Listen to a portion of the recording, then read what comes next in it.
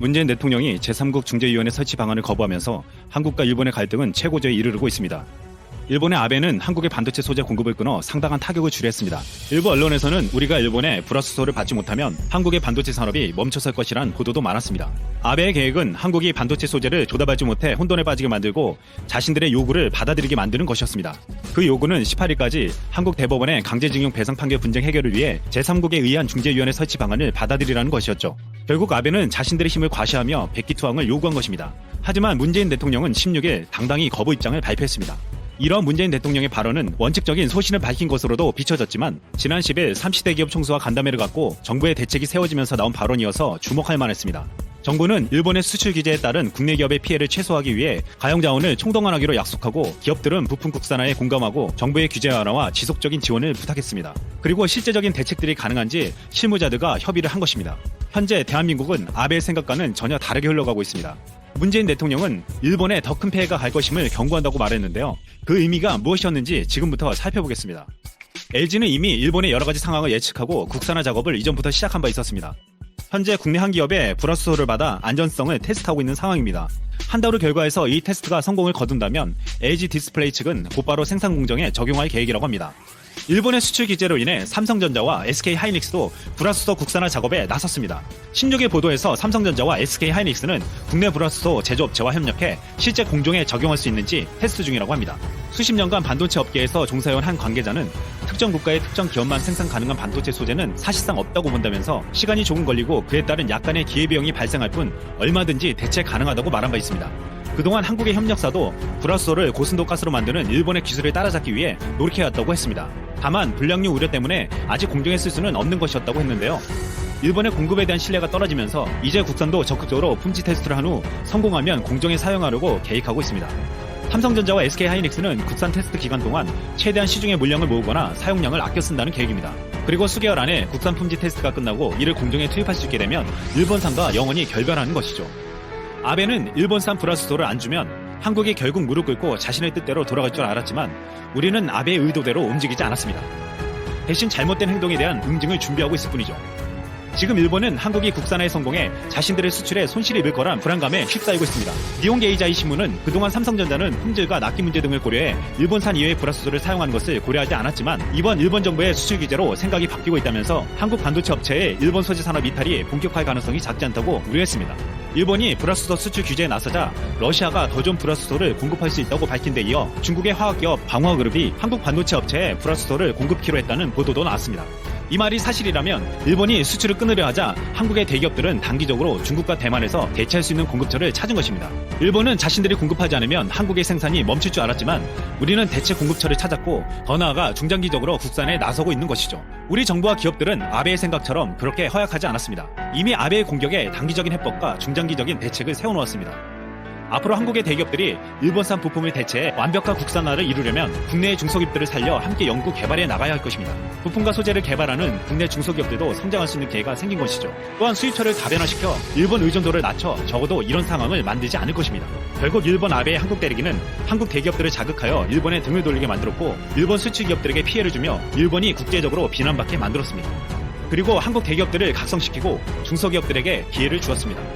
앞으로 당장 충격은 있을지 모르겠지만 우리에겐 오히려 잘된 일인지도 모릅니다. 이상 쓸모왕이었습니다. 일본의 수출 규제는 자기 무덤을 파는 행위다. 영국 경제주간지 이코노미스트가 최근 호에서 밝힌 내용입니다. 여기서 일본의 수출 규제는 경제적으로 근시안적이며 무모한 자행이라고 비난했습니다. 지난 15일 미국 일간 뉴욕타임즈에서는 자유무역 속 국가안보 내세운 일본, 익숙하게 들리지 않는가 라고 하며 일본이 자유롭고 공정한 세계무역 질서를 강조하면서 국가안보를 꺼내들어 오히려 자유무역 질서에 타격을 입혔다고 지적했습니다. 국제 여론은 일본을 하나같이 지탄하고 있습니다. 겉으론 자유무역을 내세우지만 속으론 경제보복을 한 일본의 두 얼굴을 비판하고 있는 것이죠. 삼성과 SK하이닉스는 전 세계 반도체 메모리 시장의 70% 이상을 점유하고 있습니다. 한국 반도체 기업들은 미국과 중국을 비롯해 전 세계에 반도체를 공급하고 있습니다. 만약 삼성의 공급이 지연되면 애플, 아마존, 구글 등 세계 IT 기업들이 피해를 입게 되고 이 미국 거대 기업들의 비난은 일본을 향하게 될 것입니다. 또한 삼성전자는 낸드 플래시 메모리의 25%를, SK하이닉스는 디램의 40%를 중국에서 생산하고 있습니다. 우리 기업들의 반도체 생산이 차질을 빚으면 중국도 피해를 입게 된다는 것입니다. 세계 경제는 하나로 연결되어 있기 때문에 일본의 한국 수출 규제는 한국의 경제에만 타격을 주는 것이 아니라 전 세계 경제 질서에 균열을 초래하는 결과를 가지고 올 수 있다는 것입니다. 세계 언론뿐만 아니라 일본 내에서도 비판하는 목소리가 있었습니다. 미국 전자전문지 이타임즈는 일본 유노카미 다카시 미세 가공 연구소 소장 기고문을 통해 한국은 1, 2년 안에 다른 공급처를 찾을 것이라며 일본 기업이 한국 기업과 사업 기회를 잃을 것이라고 우려했습니다. 일본 잡지 에어라는 22일자 최신호에서 경제 전문가인 야마구치 마사히로가 강한 발언을 했습니다. 아베 한국에 대한 수출 규제를 비판하면서 일본은 그동안 전쟁을 일으킨 나라라는 반성에서 어떤 비난을 받아도 특정 국가를 제재하지 않았다고 했습니다. 이런 특성이 일본이라는 신뢰 있는 브랜드를 키웠다고 했습니다. 하지만 이번에 아베가 한국에 대한 수출 규제를 단행하면서 국제적인 신뢰를 스스로 무너뜨렸다고 했습니다. 그는 이번에 일본이 전후 처음으로 상대에게 주먹을 불끈 들이댔다는 표현을 썼습니다. 트럼프가 한일 양국의 요청이 있으면 갈등을 중지할 수 있음을 밝힌 가운데 존 볼턴이 23일 한국을 찾습니다. 한 워싱턴 소식통에 따르면 일본이 한국을 화이트 국가 리스트에서 제외하려고 하고 한국이 지소미아 탈퇴 가능성까지 거론하자 백악관에 비상이 걸렸다고 했습니다. 일각에선 미국이 문재인 대통령과 아베 신조 총리 간 직접 소통 채널을 마련하려고 노력하고 있다는 이야기도 나왔습니다. 미국이 한일 양국이 해결하라고 했지만 나설 수밖에 없는 이유가 또 있었습니다. 한일 갈등이 확산해 돌이킬 수 없게 될 경우 한미일 안보 공조는 깨지고 결국 중국만 이익이다라는 것입니다. 한미일 중심의 반도체와 정보통신 글로벌 공급 체인이 타격을 받게 되면 미국 기업에 대한 경제적 피해뿐만 아니라 중국이 반사 이익을 볼 것이라는 것입니다. 지금 중국 반도체는 대규모 투자를 벌여 한국 타도를 외치고 있습니다. 한일 갈등의 진정한 승자는 중국이 될 것이라는 이야기가 트럼프를 움직이게 만든 것입니다. 한국과 일본이 싸우면 미국이 계획했던 중국의 경제와 군사력을 견제하기가 힘들어지기 때문이죠. 지금 일본의 아베는 한국 수출 규제로 전 세계의 비판을 받고 있습니다. 앞으로 일본의 수출 규제로 인해 한국 기업들의 전 세계 반도체 공급이 차질을 빚게 되면 한국의 경제뿐만 아니라 세계 경제에 영향을 주게 되고 일본을 향한 전 세계의 따가운 눈총은 피하지 못할 것입니다. 한일 갈등이 장기화될수록 국제사회에서 일본 이미지는 격화될 것이고 한때 동북아 문제아라고 불렸던 아베는 전 세계의 문제아가 될 가능성이 높습니다. 아베는 끝까지 수출 규제라는 끈을 잡고 있으려고 하겠지만 국제사회 비판과 중국을 견제하려는 미국의 눈치를 볼 수밖에 없습니다. 아베는 현재 사면 초과에 놓여 있습니다.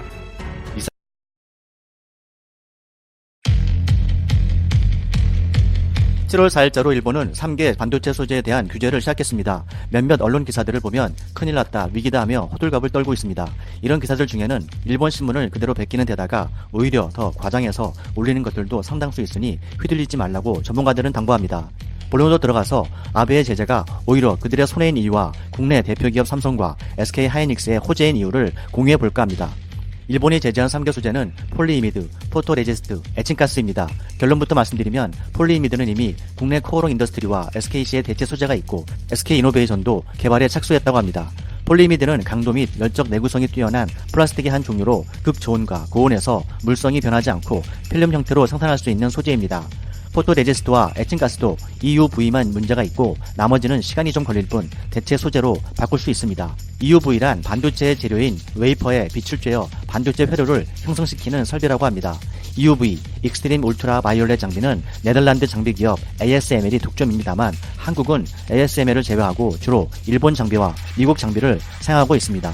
반도체 공정상의 효율성을 위해 일본의 소재를 써서 일본의 장비로 연동해서 좀 더 안정적이고 고품질의 반도체를 제조해왔다고 보시면 될 것 같습니다. 그렇다면 의문이 드는 것이 일본 소재 외에 다른 나라의 소재와 경쟁을 시키면서 반도체 제조를 했다면 독점적인 일본 소재로 인해 이번처럼 뒤통수를 맞지 않았을 것 아닌가라고 생각할 수 있습니다. 상식적으로 맞는 말씀입니다. 그런데 생산 효율성과 경제성 때문에 반도체라는 초고도 정밀 제조상의 특성상 품질 공정의 양산 최적화를 테스트해야 하는데 상당한 비용이 들기 때문에 2개, 3개의 공정 환경을 구축하지 않고 일원화 형태로 고객에게 제시되고 있다고 합니다. 또한 불가피한 사유가 아니라면 고객사도 리스크를 안고 굳이 타사의 소재 테스트에 대한 승인을 거부해왔기 때문에 소재를 바꾸는 것은 매우 어렵다는 것입니다. 즉, 일본 정부가 핵심 소재를 저렇게 제재해주면 한국 기업 입장에서는 고객에게 소재나 장비의 이원화를 설득하기가 쉬워진다는 것이고 고객은 공급을 못 받기보다는 리스크가 조금 있더라도 품질이 큰 차이가 나지 않는 다른 소재나 장비를 통한 반도체 공급을 안전하게 받는 것이 더 낫다고 생각하기가 용이하다는 것이죠. 실제로 2011년 일본 후쿠시마 쓰나미 사태 때 일본 소재가 갑자기 공급이 어려워져 한국의 반도체 공정의 이원화 수준이 상승했던 사례가 있었다고 합니다. 다만 당시에는 뒷받침할 만한 국내 벤더들이 영세에서 부응하지 못한 사례가 있었다고 하네요. 다시 EUV 쪽 이야기로 돌아가면 일본이 제재한 포토레지스트와 에칭가스는 토도 양산을 위한 소재와 장비 간 연관성 테스트 때부터 사용되는 소재로 애초에 일본의 의존도가 높았던 구조일 뿐 의지만 있다면 이원화를 통해 얼마든지 대처가 가능한 소재라는 것입니다. 결과적으로 포토레지스트 PR과 에칭가스 고순도 불사는 초기 품질 차이가 좀 나고 그냥 이원화 못해서 일본 것을 사용한 것이지 교체를 못해서 그런 것이 아니라는 것입니다. 우리나라 반도체 기업들이 투입 비용을 힘도 초과하고 이원화를 위해서 엔지니어들이 힘들겠지만 시간적으로 노가다를 좀 고생하면 몇 달 안에 대체할 수 있다는 것입니다.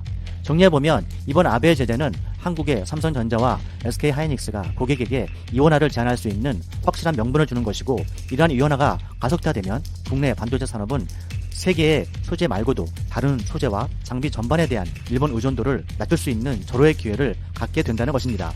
현재 삼성전자와 SK하이닉스는 메모리 점유율이 전세계 53% 과점 상태로 삼성전자만 재고 규모가 10조 원 이상입니다.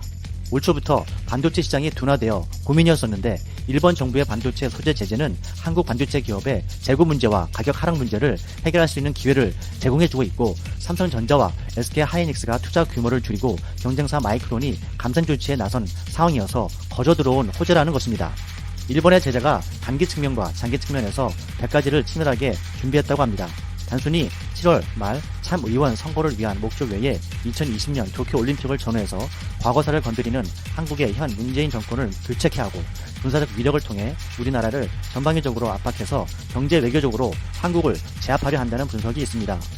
일본의 수출 규제 2단계의 반도체 규제 품목 웨이퍼는 SK 실트론이나 미국의 웨이퍼를 대체 양산할 수 있습니다. 카메라 센서도 삼성의 기술력으로 양산에 전혀 문제가 없습니다.